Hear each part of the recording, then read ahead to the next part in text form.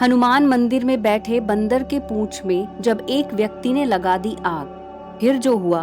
दोस्तों, आप लोगों ने त्रेता युग के इस सत्य घटना को जरूर सुना होगा।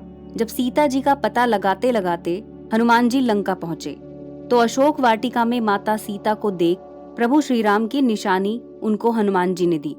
अशोक वाटिका में फल खाकर वे पेड़ों को तोड़ते तोड़ते रावण के सैनिक हनुमान जी को बंधक बनाकर रावण के सामने पेश करते हैं।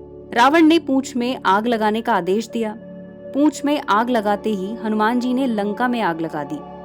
आज हम आपको ऐसी ही एक सत्य घटना के बारे में बताने जा रहे हैं, जब एक आदमी ने मजाक मजाक में मंदिर के अंदर बैठे बंदर की पूंछ में आग लगा दी, और फिर जो हुआ उसकी कल्पना भी किसी ने नहीं की थी। नमस्कार दोस्तों, आप देख रहे हैं हनुमान दर्शन। हनुमान जी से जुड़ी सत्य घटनाओं को देखने के लिए हमारे चैनल को सब्सक्राइब करें। तो आइए हनुमान जी का नाम लेकर आप सभी श्रोतागण को इस सत्य घटना के बारे में हम बताते हैं।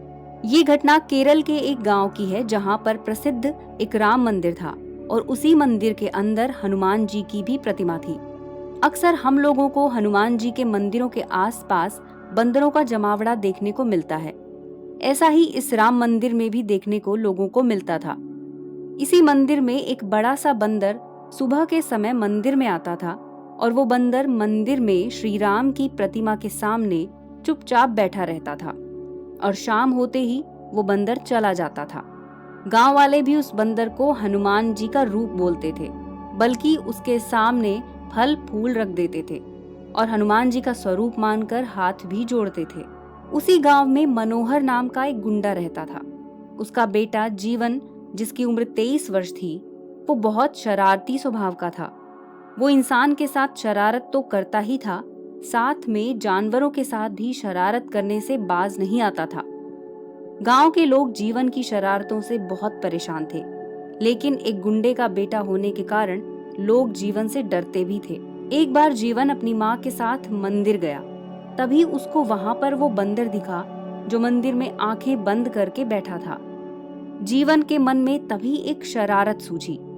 उसने मंदिर में रखे तेल से भरे दिए को बहुत धीरे से उठाया और उस बंदर की पूंछ में गिरा दिया।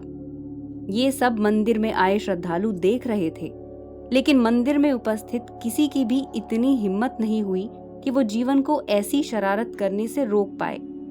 जीवन ने जब बंदर की पूंछ पर तेल गिराया, तब बंदर बहुत शांति से आंखें बंद किए बैठा था, जैसे मानो मंदिर में बैठे वो प्रभु श्री राम की प्रतिमा के सामने उनके भजन कीर्तन का आनंद ले रहा हो। वहीं जीवन ने बंदर की पूंछ पर तेल गिराकर उसमें उसी दिए से आग भी लगा दी और आग लगाकर जोरों से हंसने लगा।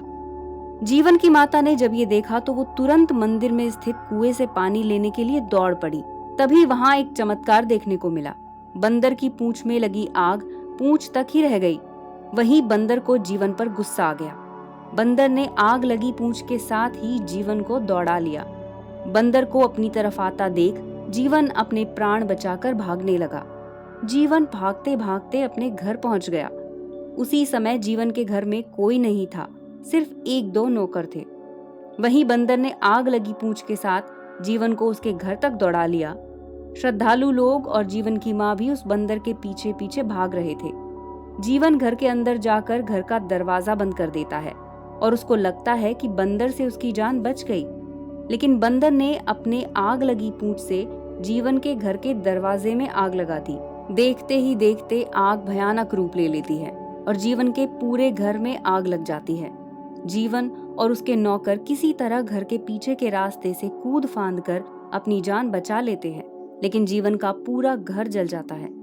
जीवन के बाप द्वारा बनाई गई करोड़ों की संपत्ति देखते ही देखते आग में जल जाती है। गांव के सभी लोग देखते हैं कि बंदर अपनी पूंछ की आग को पास में रखी बाल्टी के पानी में बुझाकर वहां से भाग जाता है। ये बात जब जीवन के पिता को पता चली तो जीवन को वो बहुत मारते हैं और उसको ये बोलकर घर से भगा देते हैं कि गुंडागर्दी और शरारत इंसानों के साथ करना शोभा देता है, ना कि भगवान के साथ। उस दिन के बाद से वो बंदर भी मंदिर में फिर दोबारा नहीं दिखाई दिया।